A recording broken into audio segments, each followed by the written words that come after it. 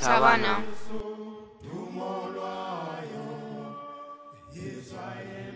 Tropiko inguruko eta urte sasoi lehore eta luzeak igarotzen dute beste zenbait eskualdeko biomari deitzen diogu sabana. Klima honi dagokionez, euriteak uda aldean gertatzen dira eta prezipitazioak oso handiak izaten dira zenbait lekutan. Prezipitazio kopurua urritzen denean sabanako lurzoruak ezin dio oihanari eutsi. Ez baitu behar handiko hezetasunik eta zuhaitzen ordez belardiak sortzen dira. Akasiek arantzak dituzte, adibidez ur gutxi galtzeko eta belarjalek hostoa jan ez dezaketen. Hauek ur kantitate handia gordetzen dituzte enbor lodietan.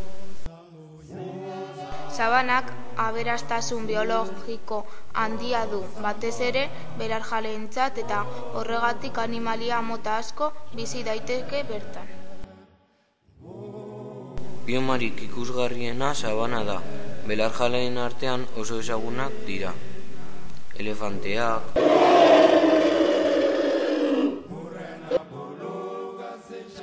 gazelak,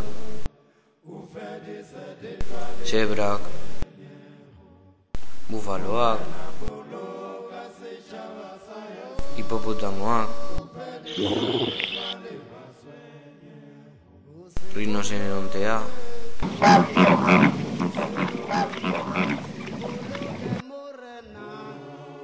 Egoera horretan uraren beharrak eraginda putzuak, aintzirak edo ibaiak oso gune garrantzitsu bihurtzen dira eta bertan mota guztietako animaliak biltzen dira. Sabana izan da gizakiaren jatorrizko bioma. Bioma honek ez du aldaketa nabarmenik jasan. Sabanan bi motatako herriak bizi izan dira, nekazariak eta beltzantzak. Batzuek zein besteek lurzoruaren emankortasuna ziurtatzeko suteak erabiltzen zituzten. Abereek lurrak kaltetu egiten dute eta denbora luzean egonez gero hauei ere lurra pobretu egiten zaie. Azken mendeetan gizakiaren eragina gero eta nabarmenagoa izan da, leku askotan bioma desagertzeraino. Beste lurraldeetan bezala Europarrei interesatzen zitzaizkien produktuak ekoizten hasi ziren, kotoia, kafea, azukrea eta antzekoak.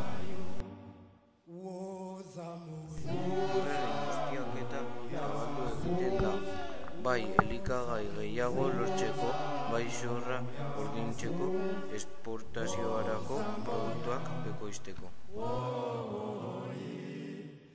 Beste leku batzuetan abeltzaina sartu zuten, bertako belarjaleen desagertzea ekarriz Australian, Argentinan, Brasilen, Venezuelan eta beste leku askotan sabanaren paisaia erabat aldatu zen. Une honetan sabana ere arrisku bizian dagoen bioma da. Sabanako animaliak ere arriskuan jartzen dira. Asko istatzen dira lurrezko objektuak egiteko.